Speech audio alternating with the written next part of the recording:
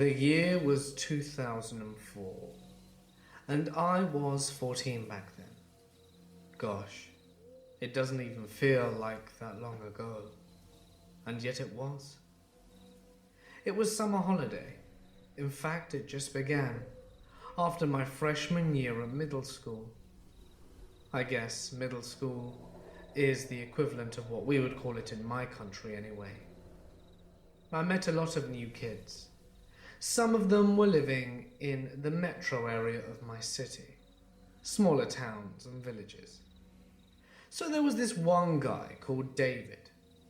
You probably know all these middle school crushes, where you're too scared and too childish to even hold hands.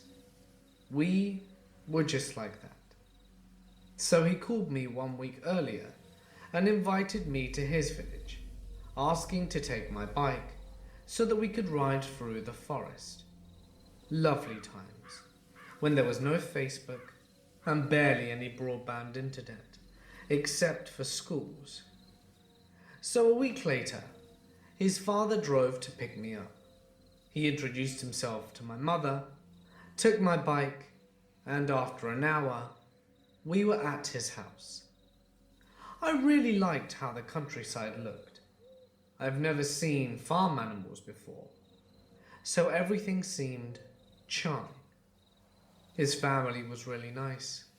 His mum made us dinner, and I remember we were watching some DVD movies and then decided to go biking. So, as we were riding our bikes through the forest, we noticed a green trailer, quite far away from the road. It was not a camping trailer. It's actually called a barakoks in Polish, and I doubt you can see it anywhere outside of Poland. Basically, it's something you can use on construction sites or when roads are set up. I guess construction workers put their belongings there while they're doing their own thing. Out of curiosity, we left our bikes nearby and decided to check what was inside the trailer. First thing I remembered was the smell. It was awful, sour and putrid, very similar to the smell of vomiting.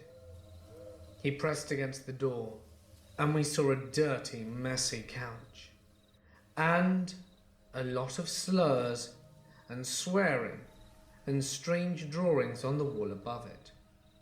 There was also an old, dirty cabinet where some food was left to rot. Tons of bottles and trash piles and a lot of flies everywhere. So when he got inside, he suddenly turned around with a girlish squeak. I took a peek, and I've seen some sort of case which was simply made of wooden planks and nails, full of dead animals. Some of them were beheaded, and I totally freaked out. Started screaming, and we ran out of the trailer in the middle of the woods and fetched our bikes. And now, the thing that traumatized me the most was when we heard some sort of whistling from two different directions.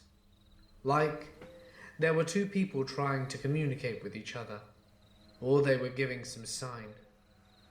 It was scary, because I felt like they knew we were at this place. We started running, and the whistling was getting closer and closer. When we got to the main road, we were riding like crazy, and I remember my heart beating very fast, to the point I couldn't hear a thing. We got to David's house, and I totally burst into tears. I begged his parents to call my mum, pick me up and take me home. So she did, and she also yelled at me after I told her what happened. Honestly, I don't know what the people were doing in this trailer. Maybe there were some forest hobos, and they were just eating those dead animals.